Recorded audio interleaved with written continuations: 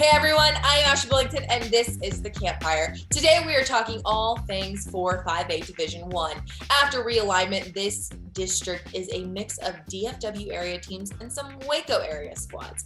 Here are the 9 teams that make up this district: Cleburne, Granbury, Killeen Ellison, Killeen Shoemaker, Lake Belton, Midlothian, Red Oak, and Waco High. I see that good old Granbury is in this district, out where I am.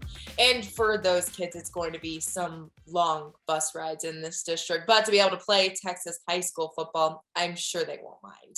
Let's start things off by analyzing these teams in our film session.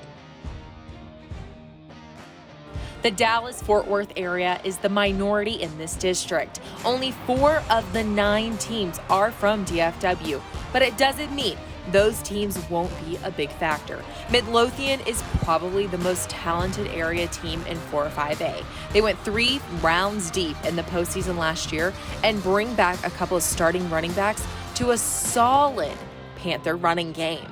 They also have some big returning defensive linemen, so expect Midlothian to contend for a title. Red Oak is coming off a 2-win season, but they have some building blocks for 2022. Granbury is coming off a year where they went 500 on the season, including 3 games where they scored over 70 points. However, they will be replacing their quarterback and could go through some growing pains.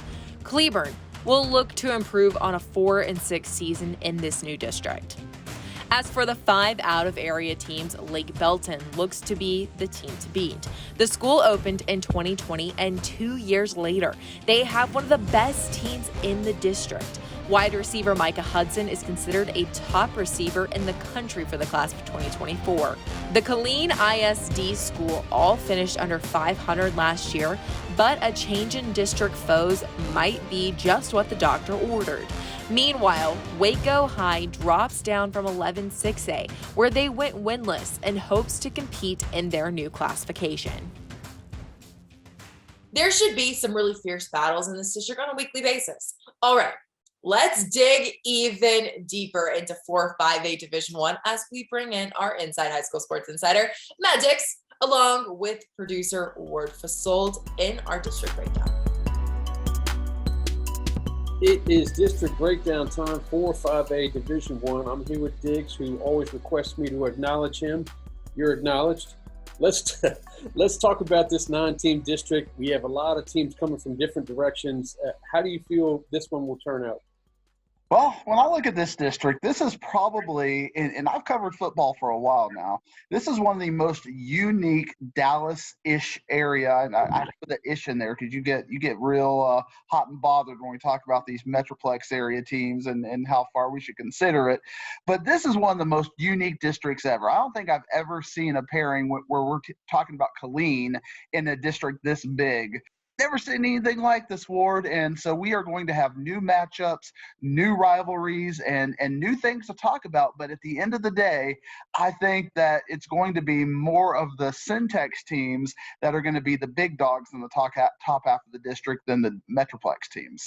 Who is your top 4? Why don't you run them down for me real quick? Yeah, I got Midlothian 1, Lake Belton 2, Killeen Shoemaker 3, and Red Oak 4. Midlothian has a chance to make a really good run in Region 1.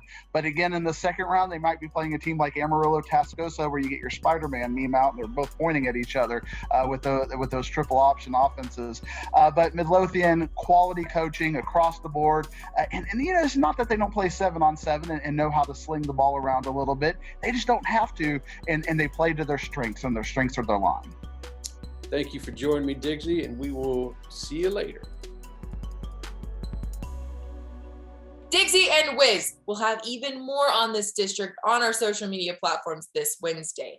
Now let's take a look at some of the rising stars from 4-5A Division 1 and our players on the rise.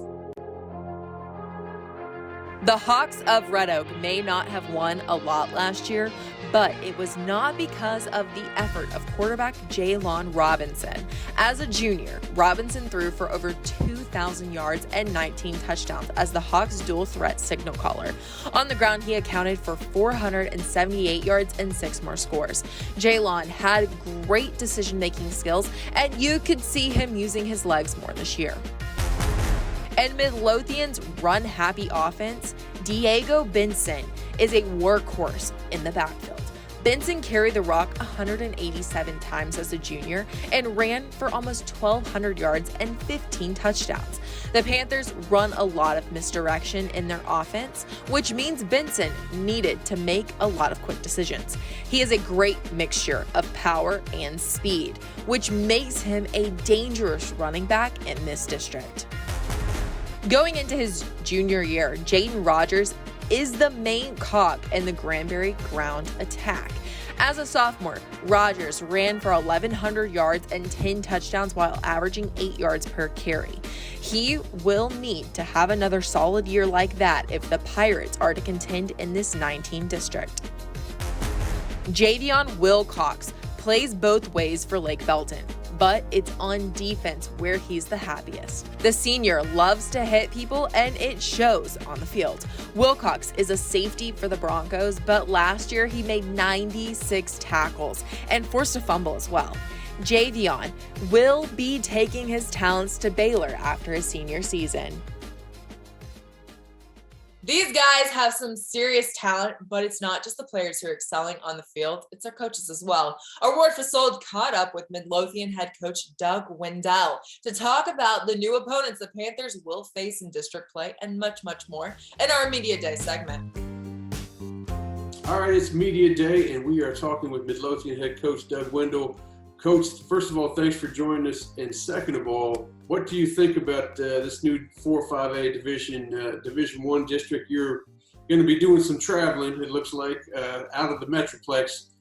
Your feelings on that coming up in the 2022 season?